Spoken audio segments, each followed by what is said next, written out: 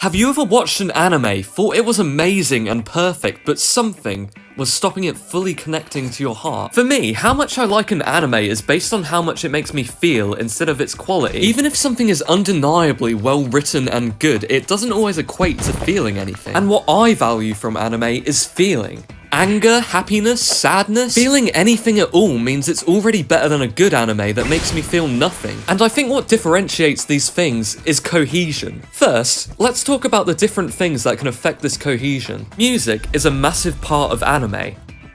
Music sets the tone for a scene. Depending on the song playing, it can change what interpretation you're supposed to take away. Music is anime's greatest tool in making you feel. It allows the creators of the anime to manipulate you into feeling whatever emotion they're intending. And I would go as far to say that the music is the most important thing in setting the tone of a scene. So obviously, if you really want to connect with the viewer, you need to get the music right. Saiki K is a great example. Its music is chaotic and fast, to match the fast pace and constant jokes. For me, Saiki K is one of those anime that makes me feel. Because its music is so unique, not only does it fit perfectly with the tone of the show, it doesn't sound like any other anime soundtrack. So it makes Saiki K feel like a special experience and really stick out in my mind. And this one thing can help you see the rest of the anime in a more positive way. Saiki K has well-written jokes and fun characters and even heartwarming moments. It's objectively a good anime, but just by having that extra bit of cohesion with the music,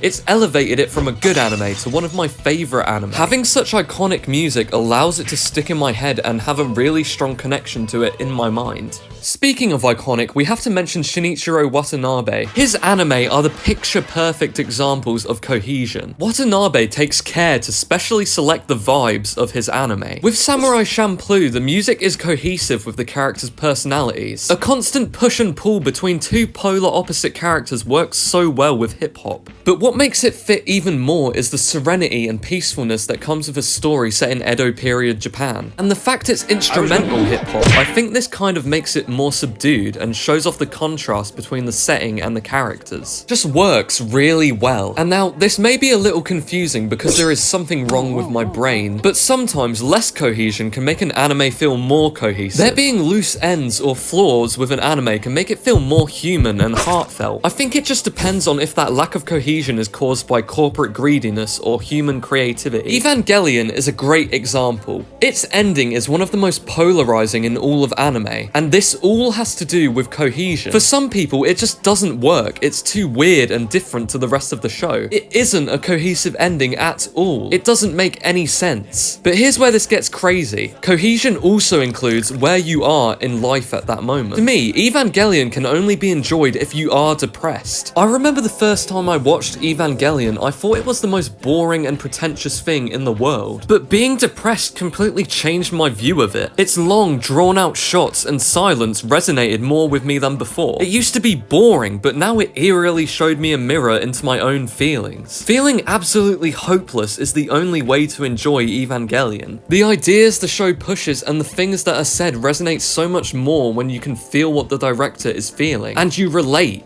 That deep cohesion between you, the director, and the anime is really special, and there are so many obstacles in the way of finding a show like that. And when you're in that state, you can really see how its lack of cohesion with the polarizing ending is really a beautiful work of human creativity. Your life may be the second biggest influence in what anime really connect to you after music. I know that in my life, my taste in anime and what shows really connect with me changed. Before, romance anime were exciting and addictive to watch, but after being in real long-term relationships, romance anime just isn't as exciting. I still love romance in anime and stories, but the same innocent thrill I got watching romance anime when I was younger just isn't possible anymore. But I do still feel connected to the shows I did watch. High Score Girl was the perfect anime for me at that time, and even now I would say it's one of my favourite anime because of how cohesive it was for me back then. Growing up playing fighting games, this was probably the most cohesive anime for my interests and experiences. At the time, I was obsessed with Japan and really wanted to experience their arcades, so this anime instantly connected with me. And to add to this, the composer of the anime's soundtrack, Yoko Shimomura,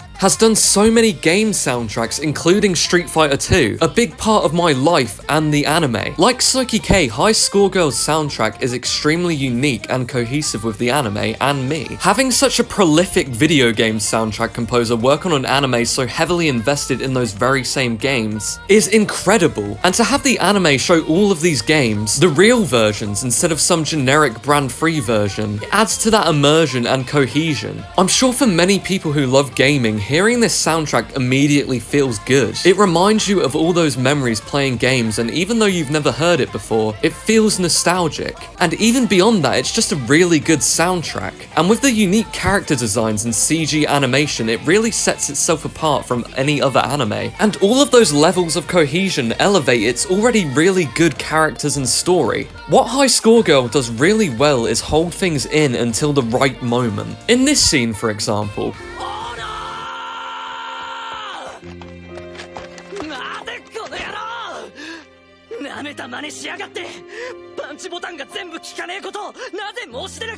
characters are getting into a fight and it gets really ugly after it's been building up for quite a while. They let all this play out before revealing the true frustrations of the characters. You think he's just mad about the gaming tournament because he feels like Ono let him win. But when this is revealed,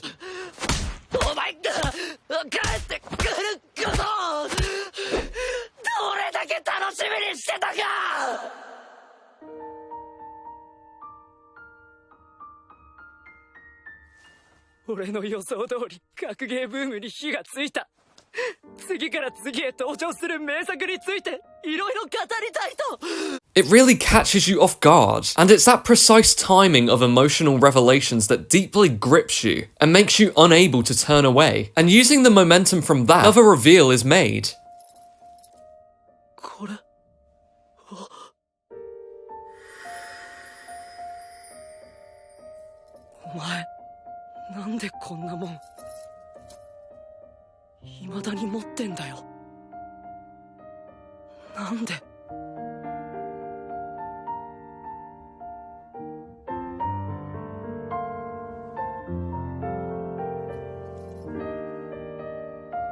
Ono is mute and rarely shows emotion, and it's hard to understand what she's thinking for both us and Haruo. Throughout the whole series, we're unsure of how she really feels, so this reveal really hits. The ring she's holding is a cheap arcade prize Haruo gave her when they were kids. Instead of using words, the imagery tells you exactly how she's feeling. And when an anime respects you and lets you read between the lines like this, it feels satisfying to see an item and know exactly what it means. High Score Girl is really good at setting up those great moments. It feels like the show really rewards you and that these moments are deeply earned. So all of that on top of my extreme love of romance anime, High Score Girl is honestly the most cohesive anime to me. But something that I can see putting off quite a few people is the art style and CG. For many people, CG in anime is associated with poor animation. And while anime like Beastars and Land of the Lustrous disprove that, the negative stigma around it can affect this cohesion. I know for me, the art of a show massively changes how I interpret it. If you see a really cheap looking anime with generic designs, you're going to assume that the rest of it is probably generic. One aspect of poor quality can ruin the cohesion an anime has. Something like Real Life, where the animation is just passable and the character designs are generic.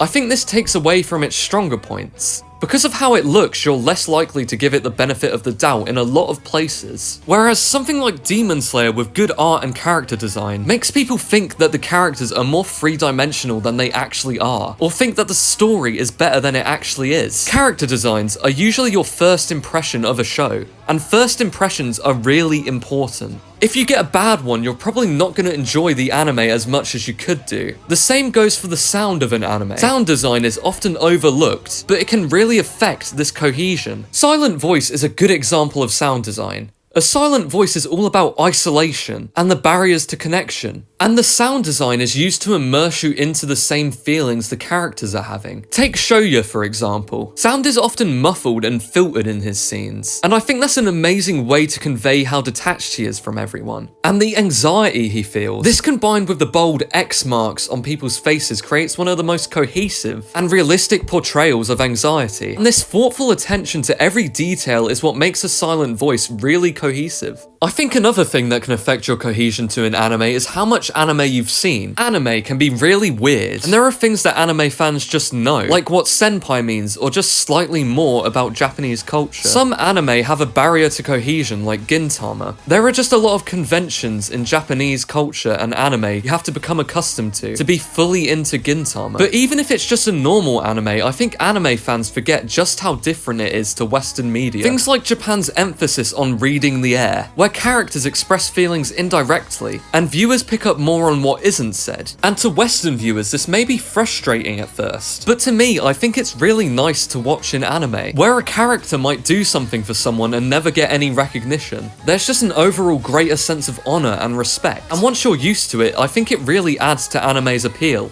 There's also another concept in Japan called ono no aware. It refers to the concept of being aware of the fleeting nature of things, and appreciating that beauty. I think this, and the indirectness that's common in Japan, can lead to open-ended and ambiguous endings that to Western viewers may feel unsatisfying. But once you're used to these more subtle ideas that anime has, it will start feeling a lot more cohesive. I hope that by highlighting what makes anime really work for me, I can encourage more people to watch it. Even if it's not cohesive to you or your life yet, one day an anime will come along and everything will align perfectly. You will find your most cohesive anime too.